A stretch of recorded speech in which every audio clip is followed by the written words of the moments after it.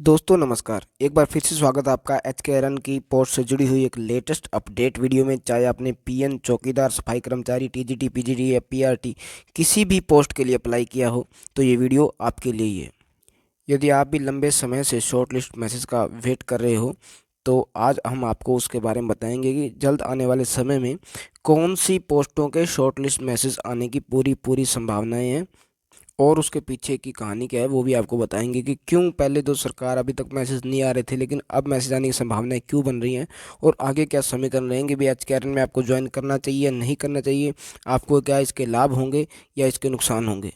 तो दोस्तों जैसे कि आप जानते हैं कि नए साल 2026 का आगाज़ हो चुका है। हालांकि अब 15 दिन जा भी चुके हैं लेकिन अभी तक इस साल में एचकेआरएन में कोई भी भर्ती नहीं की है। तो इस बात की पूरी संभावना है कि सरकार जो है इस वर्ष के पहले जो 3 महीने जिसको आप तिमाही बोलते हैं उसके अंदर एक एचकेआरएन की भर्ती करेगी और ताकि सरकार को आगे के जो 6 महीने हैं और 9 महीने उसको क्या है आरामदारी मिल सके। अभी तक जो सरकार के सामने मेन समस्या आ रही थी वो जॉब सिक्योरिटी को लेकर आ रही थी। भी अब हम जिन भी एम्प्लॉयज़ को लगाएंगे किसी भी डिपार्टमेंट के अंदर, कल को वो भी 5 साल पूरा होने के उपरांत अपनी जगह जॉब सिक्योरिटी की मांग करेंगे जैसे कि बाकी कर्मचारियों को दिए गए हैं। तो उससे क्या है सरकार के लिए समस्या आ रही थी भी सरकार यदि ऐसे कर्मचारियों को पक्के कर देगी और यदि करने पड़ेंगे, यदि कोर्ट के थ्रू वो परमिशन लेके आते हैं कि देखो समान नागरिक के साथ समान व्यवहार होना चाहिए तो वो लीगल भी है, उनकी मांग भी जायज़ है, भी हमारे साथ भेदभाव क्यों हो रहा है। तो सरकार के साथ ये समस्या आ रही थी यदि हम उनको पक्का करेंगे तो जो हमने पक्की भर्तियां करनी है वो कहाँ से करेंगे, वो पद तो फिल हो जाएंगे।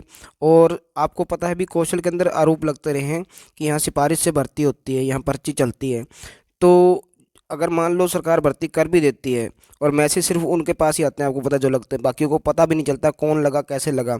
तो सरकार जो है सरकार के ऊपर इल्ज़ाम लगता है कि सरकार ने ना सही तरीके से भर्ती नहीं करी है। और ये इल्ज़ाम सही भी हो सकता है क्योंकि देखो अगर आपको मौका ही ना मिले बाकियों को सभी को भर्ती में बैठने का और वो कच्चे लग के कल को पक्के हो जाएं तो आप बताइए क्या ये सरकार का सही रवैया है। तो इस बीच सरकार क्या है बीच का रास्ता देख रही है कि कच्ची भर्ती भी कर ले जिससे कि उनका खर्चा भी कम हो जाए, लेकिन कोई ऐसी व्यवस्था भी बन जाए ताकि ये कल को कोर्ट में न जा सके, पक्के ना हो सके।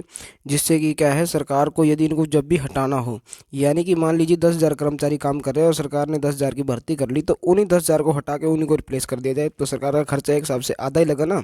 बजट तो उनको आधा और जारी करना पड़ेगा क्योंकि आधी सैलरी तो पहले लेते थे 25-25, 30-30 हज़ार रुपये। तो सरकार की जो बचत होगी और सरकार को दिखाने को हो गया भी एक बार हमने 10,000 पहले कच्चे लगाए थे और 10,000 हमने क्या है पक्के लगा दिए, लेकिन बाद में उन्हीं को सरप्लस दिखा के सरकार के निकाल देगी। तो सरकार इसके लिए कोई बीच का रास्ता देख रही है और सरकार के पास पूरे अधिकार है। आपको पता है सरकार चाहे तो कुछ भी कर सकती है और खबरें ऐसी हैं कि सरकार एक बार एचकेआरएन की भर्ती क्या है फिर से करने जा रही है। और जहाँ तक बात है जॉब सिक्योरिटी की तो जॉब सिक्योरिटी भूल जाइए दोस्तों, जॉब सिक्योरिटी किसी को मिलने वाली नहीं है क्योंकि यहाँ सभी को समान अवसर नहीं मिले। समान अवसर आपको पता है परीक्षा में ही मिलते हैं, तो जॉब सिक्योरिटी को भूल जाइए। लेकिन हाँ, एचकेआरएन के जिन जिन पदों के ऊपर सरकार को अभी बहुत ज़्यादा डिमांड है तो सरकार उनको पक्का नहीं भरने जा रही। जिन पदों को पक्का भरने जाएगी उनकी बात तो अलग है, वो तो सीटी से हो ही जाएंगे, ग्रुप डी से हो जाएंगे। लेकिन जिन पदों की ज़्यादा डिमांड है जो नहीं भरे जाएंगे उनके लिए सरकार क्या है शॉर्टलिस्ट मैसेज जल्दी जारी करने जा रही है।